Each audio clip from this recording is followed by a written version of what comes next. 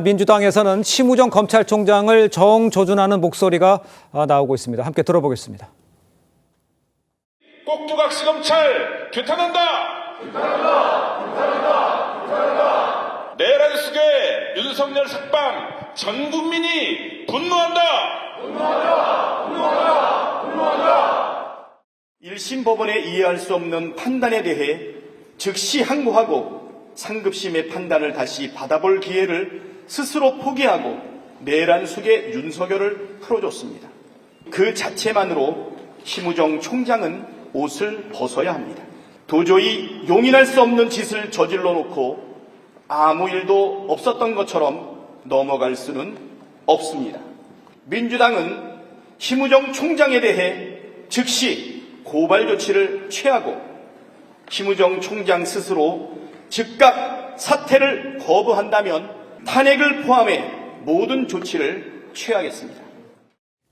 전체적으로 보면 검찰의 결정이 교묘한 기술이라 했다는 이런 주장이 하잖아요. 어떻게 보셨어요? 그렇죠. 민주당에서는 지금 심우정 검찰총장에 대해서도 자진 사퇴하지 않으면 탄핵하겠다라고까지 으름표를 넣고 있는 상황입니다. 근데 이번에 그 즉시 항고를 하지 않은 부분에 대해서는요. 과거에 비슷한 선례가 있었기 때문인 거거든요. 실질적으로 실무에서는 구속 취소라는 사건은 거의 하지 않습니다. 그런데 예전에 구속 집행정지 사건에 있어서 즉시 항고를 하는 것이 영장주의에 위배되기 때문에 이것이 위헌이다라는 헌법재판소의 결정이 있었던 거예요. 이번에는 윤석열이라는 물론 지금 대통령이긴 합니다만 윤석열이라는 사람이 어떻게 보면 첫 번째로 문제 제기를 했을 뿐이지 저는 만약에 과거에 다른 피고인이 같은 상황으로서 날이 아닌 시로서 계산해야 된다고 주장을 했으면 이미 받아들여졌을 상황이었을 것이다라고 생각합니다. 이 결정문에 있어서도 시간으로 계산하는 것이 어쨌든 선례가 없었던 거잖아요. 그러면은 저는 여기에 대해서 검찰총장에게 문제를 제기하는 것은 맞지 않다라고 생각하고요. 그리고 이번에 헌법재판소 결정에서 공수처와 검찰에 대한 수사권의 문제 여기에 대해서 짚고 있거든요. 근데 이 부분은 오히려 민주당이 다른 사람 탓하는 것이 아니라 스스로 책임감을 가져야 되는 것이 아닌가라고 생각합니다. 대통령 측에서는 초반부터 내란죄에 대한 수사권을 가지고 있는 것이 경찰밖에 없기 때문에 경찰에서 소환 조사를 한다면 거기에 응하겠다라고 이야기를 하고 있었거든요. 그리고 공수처에 대해서 수사권이 없기 때문에 응할 수 없다라고 지속적으로 이야기를 한 부분들이 있습니다.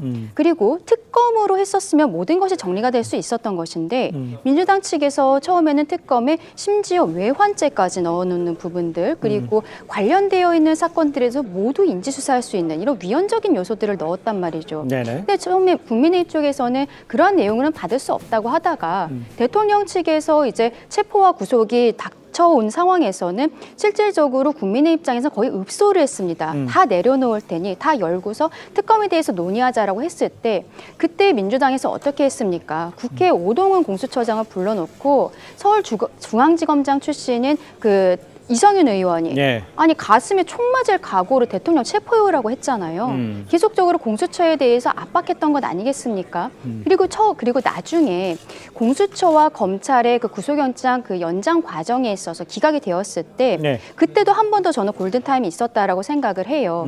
그때 만약에 대통령을 석방을 시키고 경찰에서부터 다시 수사를 시작했다면 그리고 그 이후에 검찰이 대통령을 불구속 상태로 기소를 했다면 이런 결정이 나오지 않았을 것이거든요. 당시에 국민의힘에서는 이미 거기에 대해서 이야기를 하고 대통령 측에서도 주장하고 있던 바였습니다. 그런데 그때 어떻게 보면 민주당의 공수처와 검찰에 대해서 압박을 해놓고 바로 구속 기소해야 된다고 압박을 해놓고 이제 와서 검찰총장을 탄핵하겠다고 하는 것은 앞뒤가 맞지 않는다라고 말씀드립니다. 검찰총장 탄핵이 잘못된 것이고 공수처의 단추가 잘못 끼워진 것, 그러니까 시작부터가 잘못되어진 것을 탓해야 될 상황이다. 이렇게 얘기를 해주셨는데 일단 그러면 제가 교수님께 이렇게 여쭤볼게요. 법원이 결정을 했고 그거를 검찰총장이 그것을 존중한다라고 해서 낸 결론인데 여기에 대해서 그러면 검찰총장이 잘못했다라고 다시 또 고발하고 탄핵할 수 있다라고 한다? 이거는 어떻게 보시는 겁니까? 민주당이 이렇게 판단한다면 해야 되겠습니다만 저는 그건 그렇게 지금 적절치는 않은 것 같아요. 지금 심우정 검찰총장 또 탄핵해가지고 그야말로 중도층의 지지받기 어려울 것 같아요. 단지 저는 이 말씀을 지금 강조하면서 굉장히 길게 얘기했는데 이번 그 지기현 판사의 그 판결의 핵심은 시간을 어겼다는 거예요. 물론 거기에 이제 공수처의 수사권 문제를 제기했죠. 적법성에 관해서 문제 지적을 했습니다. 어쨌든 그러나 이번에 그 석방이 된 건 이거예요. 구속 기간이 끝났는데 왜 기소했냐 이거거든요. 네. 이게 핵심입니다. 근데 보세요 지금 이게 지금 다 법률가니까 더 잘 아시겠습니다만 형사소송법에 날로 계산하게 돼 있어요. 구속 기간을 10일을 넘지 못한다고 해도 10일, 일이 날 아닙니까? 네. 그리고 체포영장은 48시간으로 돼 있어요. 그러니까 체포영장은 시간으로 돼 있고 구속영장은 날로 돼 있다고요. 이유가 있는 거예요 이게. 제가 다 읽어봤어요. 왜 그런 체포영장은 굳이 이틀로 하지 않고 48시간으로 했으며 구속영장은 왜 굳이 240시간으로 하지 않고 10일로 했느냐. 예.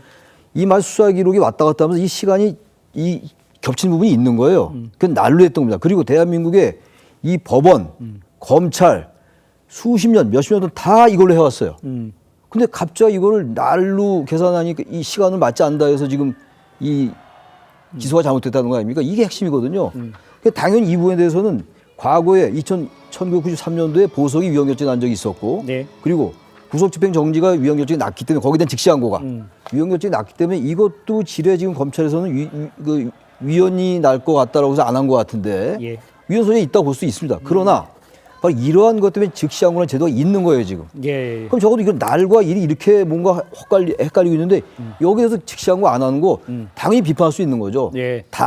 물론 법원의 판단은 존중합니다. 존중하지만 왜 이게 즉시항고라는 제도가 있는데 전혀 여기에 대해서 이의 제기하지 않고 그리고 나중에 판례로 확인하든가 이렇게 되는 거 아니냐. 알겠습니다. 그래서 비판한 거라고 좀 봅니다. 알겠습니다.